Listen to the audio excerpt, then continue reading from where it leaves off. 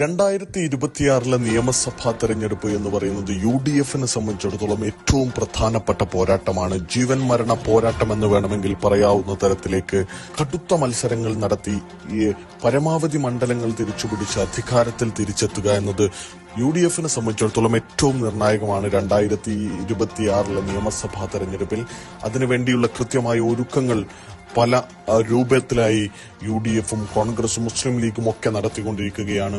അതിൽ തന്നെ UDFിലെ ഏറ്റവും പൊളിറ്റിക്കൽ സ്ട്രൈക്ക് റേറ്റുള്ള പാർട്ടി എന്ന നിലയിൽ മുസ്ലിം ലീഗിന് അടുത്ത നിയമസഭാ തെരഞ്ഞെടുപ്പിൽ ചെയ്തു തീർക്കാനുള്ള ദൗത്യമെന്ന് പറയുന്നത് ഏറ്റവും വലുതാണ്.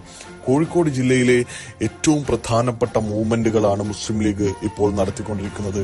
മുസ്ലിം ലീഗിന്റെ ശക്തി കേന്ദ്രങ്ങളിൽ ആര് വരുമെന്ന ചോദ്യം വളരെ പ്രസക്തമാണ്. കോഴിക്കോട് ജില്ലയിൽ മുസ്ലിം ലീഗിന്റെ ഏറ്റവും ശക്തി കേന്ദ്രമെന്ന് എണ്ണാൻ പറ്റുന്ന 2 മണ്ഡലങ്ങളാണ്, ഒന്ന് കൊടുവള്ളിയും ഒന്ന് നാദാപുരവും. ഈ 2 മണ്ഡലങ്ങളിൽ ആര് മത്സരിക്കും, എങ്ങനെ പിടിക്കുമെന്നത് കഴിഞ്ഞ തവണ കൊടുവള്ളിയിൽ ഡോക്ടർ MK മുനീറും നാദാപുരത്ത് UDFിന് വേണ്ടി കോൺഗ്രസിന്റെ K പ്രവീൺകുമാറും മത്സരിച്ച മണ്ഡലമാണ്. പ്രവീൺകുമാർ മത്സരിച്ച് പരാജയപ്പെടുകയും കൊടുവള്ളിയിൽ MK മുനീർ കേവലം 6000 വോട്ടിന്റെ ഭൂരിപക്ഷത്തിന് മണ്ഡലം തിരിച്ചുപിടിക്കുകയും ചെയ്യുന്ന ഒരു സാഹചര്യമുണ്ടായി. ഈ തെരഞ്ഞെടുപ്പിൽ ഏതുവിധേനയും നാദാപുരം നിയോജക മണ്ഡലം തിരിച്ചുപിടിക്കാനുള്ള ഒരുക്കങ്ങളിലാണ് മുസ്ലിം ലീഗ് എന്നുള്ളതാണ് ഏറ്റവും ശ്രദ്ധേയമായ നീക്കം. അതിന് ഒരു ഭാഗത്ത് മുസ്ലിം ലീഗ് നിയോജക മണ്ഡലത്തിൽ ലീഗിന്റെ സ്ഥാനാർത്ഥി വേണമെന്ന് മണ്ഡലം ലീഗ് വാങ്ങാൻ ഒരുങ്ങുന്നു എന്നുള്ള വാർത്തകൾ വരുന്നു. അതേ സമയത്ത് തന്നെ കോൺഗ്രസ് ആണ് മത്സരിക്കുന്നതെങ്കിൽ കൃത്യമായി കോൺഗ്രസിനോട് സ്ഥാനാർത്ഥി വിഷയത്തിൽ കൃത്യമായ ഒരു ഉപാധി വെച്ചതായി അറിയാൻ കഴിയുന്നു.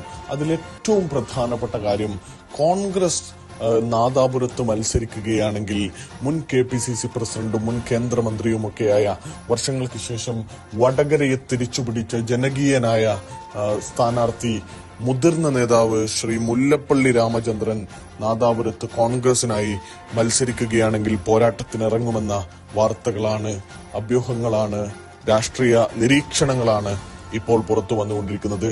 മുല്ലപ്പള്ളി രാമചന്ദ്രൻ തെരഞ്ഞെടുപ്പിൽ മത്സരിക്കുന്ന സാഹചര്യമുണ്ടായാൽ UDFിന് അനുകൂലമായി TIA വോട്ടുകൾ ഏകീകരിക്കുന്ന സാഹചര്യമുണ്ടായാൽ 100% UDFിന് അനുകൂലമായി നാദാപുരത്തിന്റെ റിസൾട്ട് ഉണ്ടാകുമെന്നത് ഉറപ്പാണ്. ലീഗിന്റെ പിന്തുണയും മുസ്ലിം ലീഗ് പ്രവർത്തകരുടെ അതിയായ പിന്തുണയും മുല്ലപ്പള്ളി രാമചന്ദ്രന് ലഭിക്കുമെന്നതും ഏറ്റവും പ്രധാനപ്പെട്ട കാര്യമാണ്. അങ്ങനെ ഒരു സാഹചര്യം ഉണ്ടായാൽ കോൺഗ്രസിന്റെ സ്ഥാനാർത്ഥിയായി മുല്ലപ്പള്ളി വന്നാൽ UDF നാദാപുരം തിരിച്ചുപിടിക്കുന്ന സാഹചര്യം ഉണ്ടാകുമെന്ന കാര്യം ഉറപ്പാണ്. അതേപോലെ തന്നെ മുസ്ലിം ലീഗ് മത്സരിക്കുകയാണെങ്കിൽ മുൻ ജില്ലാ പഞ്ചായത്ത് മെമ്പറും പ്രമുഖ UDFിന്റെ മുസ്ലിം ലീഗിന്റെ നേതാവും ജില്ലാ UDFിന്റെ കൺവീനറും ഒക്കെയായ അഹമ്മദ് പുന്നക്കൽ UDFിന്റെ സ്ഥാനാർത്ഥിയായി നാദാപുരത്ത് മത്സരത്തിനിറങ്ങുമെന്ന വാർത്തകളാണ്.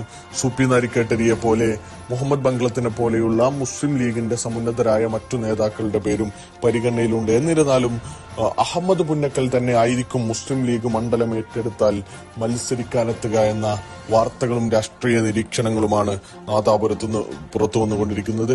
ഏറെ നിർണായകമാണ്. 2026 തെരഞ്ഞെടുപ്പിൽ UDFിന് ഭരണത്തിൽ തിരിച്ചെത്താൻ നാദാപുരം നിയോജക മണ്ഡലം എന്നത് തിരിച്ചുപിടിക്കുക എന്നത് UDFിനെ സംബന്ധിച്ചിടത്തോളം ഏറ്റവും നിർണായകമാണ്. ആ നിർണായക നീക്കങ്ങളിലേക്കുള്ള ഏറ്റവും കരുതലോടെയുള്ള, ഏറ്റവും ശ്രദ്ധയോടെയുള്ള നീക്കങ്ങളായിരിക്കും UDF നടത്തുക എന്ന് ഏറ്റവും ഉറപ്പിച്ചു പറയാൻ കഴിയുന്ന കാര്യമാണ്.